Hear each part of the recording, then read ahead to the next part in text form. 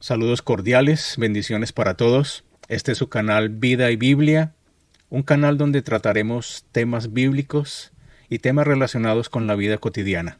Sean ustedes bienvenidos.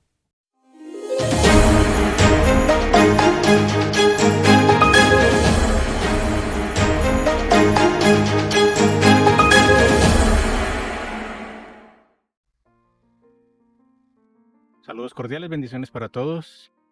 Continuamos con la lectura de la introducción de los libros de la Biblia. En esta oportunidad tenemos el libro de Esdras. El libro de Esdras. Título. El libro lleva el nombre de su personaje principal, quien no aparece hasta la segunda parte del libro, y también en los capítulos 8 y 12 de Nehemías. Esdras era un sacerdote y escriba que regresó de Babilonia a Jerusalén con varios otros exiliados en el 458 a.C. Fue autorizado por el rey de Persia para indagar acerca de la situación religiosa en Jerusalén y llevar a cabo cualquier reforma necesaria. Autor. No se sabe quién compiló todos los documentos incluidos en Esdras y Nehemías para producir los libros canónicos finales. A pesar de haber tenido la postura de que un mismo autor escribió los libros de crónicas Esdras y Nehemías, el consenso académico actual considera improbable que un historiador que escribió crónicas haya sido también el autor de Esdras y Nehemías. Al igual que Nehemías, Esdras conservó un diario o memorias. Debido a sus habilidades literarias, Esdras muy bien podría haber sido el compilador de los libros de Esdras y Nehemías, como está establecido por la tradición judía. Fecha y ocasión. El regreso de Esdras se ha fechado tradicionalmente en el 458 a.C., entendiendo que al séptimo año de Artajerjes se refiere al rey de Persia Artajerjes I, 465 al 424 a.C. Sin embargo, hubo dos reyes posteriores con el mismo nombre, y hubo también muchos nombres judíos populares usados por diferentes personas en la comunidad a través de los años. Los sumos sacerdotes particularmente eran llamados como sus abuelos. Algunos han argumentado que la evidencia favorece la llegada de Esdras a Jerusalén en el 398 a.C. bajo Artajerjes II, 405 al 359. Esta y otras posturas tienen que satisfacer el criterio de que Esdras y Nehemías son mencionados juntos en Nehemías 8:9, 12:26. Aunque hay aspectos no resueltos en la cronología del periodo, la fecha tradicional sigue siendo la más aceptada.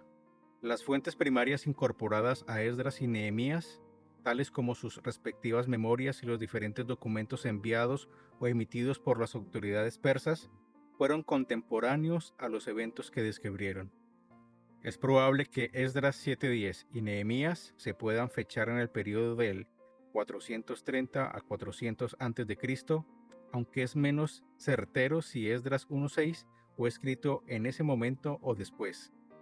El escrito fue realizado para animar a los judíos que habían regresado del exilio, revelándoles que, aunque estaban todavía bajo el imperio persa, su Dios soberano continuaba su trabajo redentivo y estaba restableciendo la verdadera adoración en medio de ellos. Género literario.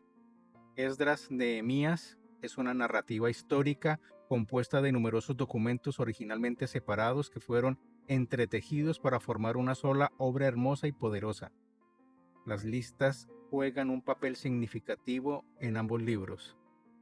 Hay listas relacionadas, los artículos del templo, aquellos que inicialmente regresaron del exilio, los líderes que regresaron con Esdras, los involucrados en matrimonios mixtos, los que construyeron el muro, los que sellaron el pacto, los nuevos residentes en Jerusalén y los que estaban en las aldeas, los sacerdotes y levitas que regresaron con Zorobabel. Mucha de la correspondencia oficial también ha sido incluida. Estas cartas fueron escritas en arameo, el idioma oficial de la diplomacia internacional en aquel tiempo. Esta, la carta de Rehum a Artajerjes, la respuesta de Artajerjes, la carta de Tatnai a Darío, el memorándum sobre el decreto de Ciro, la respuesta de Darío a Tatnai, y la carta de Artajerjes en representación de Esdras. La inclusión del material en arameo indica la medida en que se conocía el idioma en Jerusalén y también incorpora una afirmación implícita de que el material citado es auténtico y representa con precisión la historia del periodo. Además de esto, el decreto de Ciro y materiales de los mismos Esdras y Nehemías han sido incluidos. El último pudo haber sido desarrollado a partir de informes de sus actividades preparados para ser entregados al rey persa. Distintivos literarios.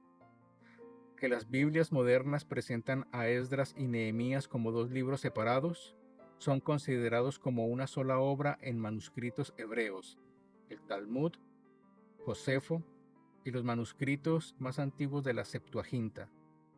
Orígenes fue el primero en separar Esdras y Nehemías en dos libros.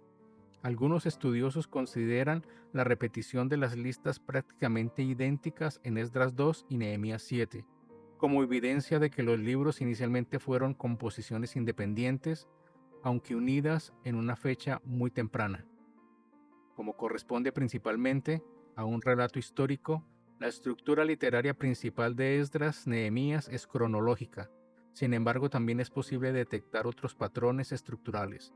Por ejemplo, Esdras Nehemías podría considerarse tripartito, correspondiente al triple regreso de los judíos del exilio de Babilonia, primero bajo Zorobabel, poco después del 538 a.C., luego bajo Esdras, en 458, y finalmente bajo Nehemías, en 445.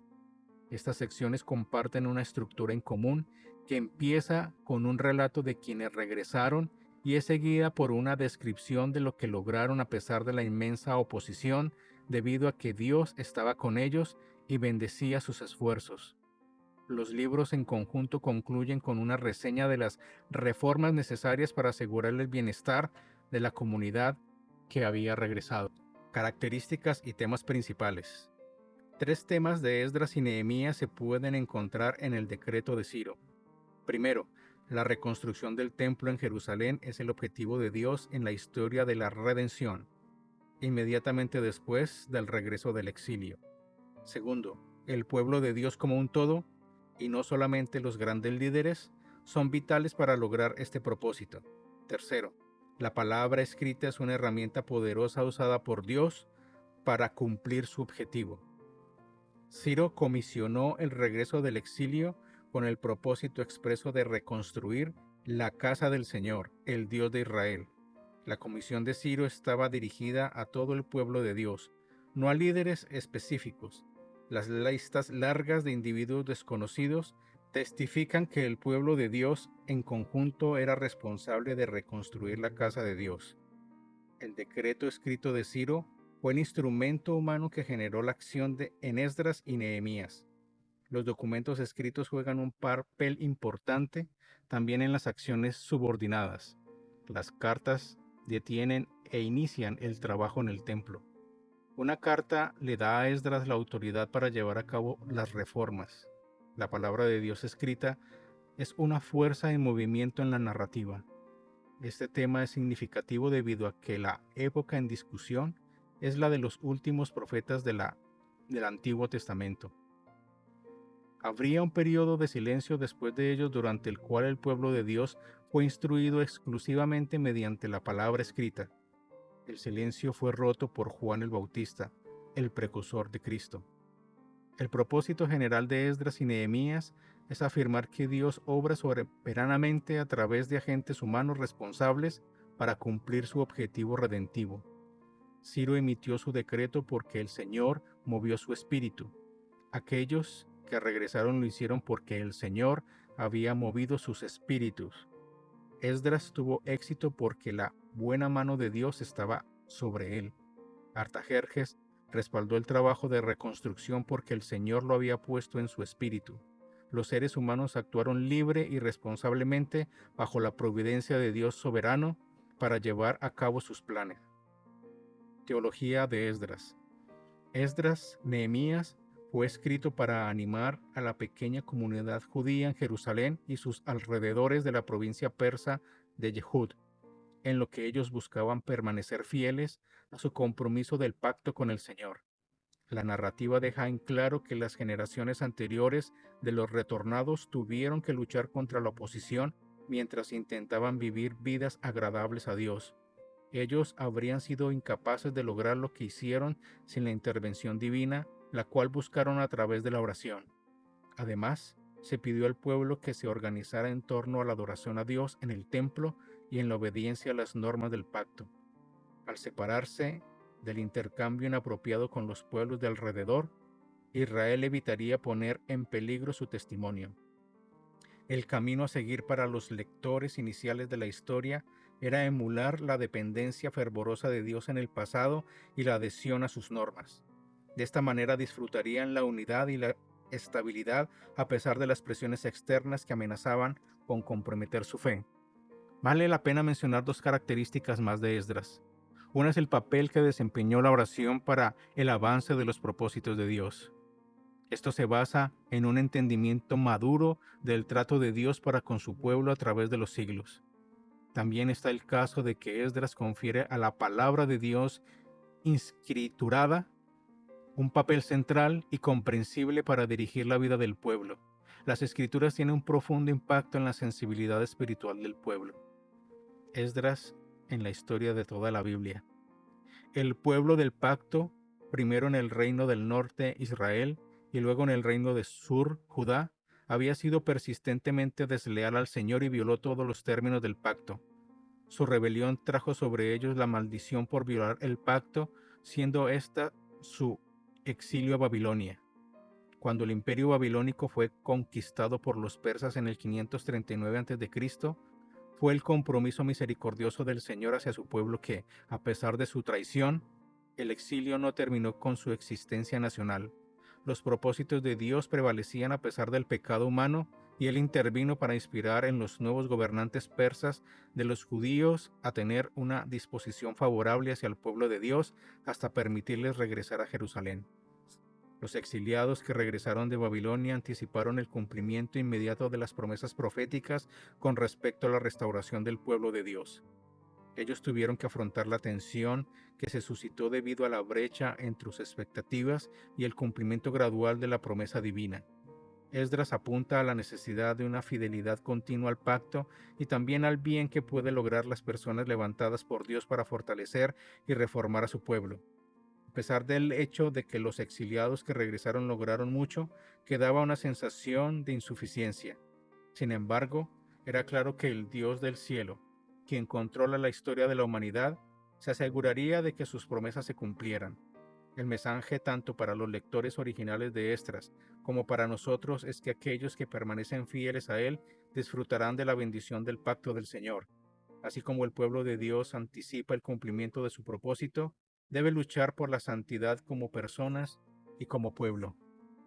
Cristo en Esdras. No hay profecías mesiánicas directas en Esdras. Sin embargo, los líderes del pueblo son presentados como una luz anticipadora del esperado líder del pueblo de Dios. Esdras y otros estaban preparados para enfrentar a aquellos que se apartaban y para mantenerse en sus actividades a pesar de la oposición. Así también lo haría el Mesías. La narrativa se enfoca en el templo y el significado que se le da también anticipa la persona y obra de Cristo, quien llega a ser este templo, aquel a través del cual Dios mora en medio de su pueblo y quien sustituye la estructura física de un templo terrenal. El segundo templo también anticipa la realidad espiritual de la iglesia como templo de Dios. Este tema alcanza su cumplimiento en la ciudad santa de Dios, la Nueva Jerusalén, que no tiene un edificio específico como templo porque la presencia divina la llena completamente. Historia de la interpretación. Aunque el Nuevo Testamento presupone los eventos relatados en Esdras, Nehemías, no hay una cita directa de ninguno de los libros.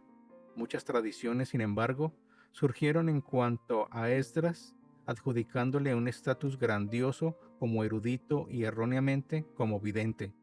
Por el contrario, Esdras fue un sacerdote e intérprete de la palabra revelada de Dios en lugar de un canal para futuras revelaciones divinas. Si bien el estatus y los logros de Esdras y Nehemías han sido ampliamente reconocidos, los libros que llevan sus nombres no han sido estudiados de una manera exhaustiva hasta los años recientes.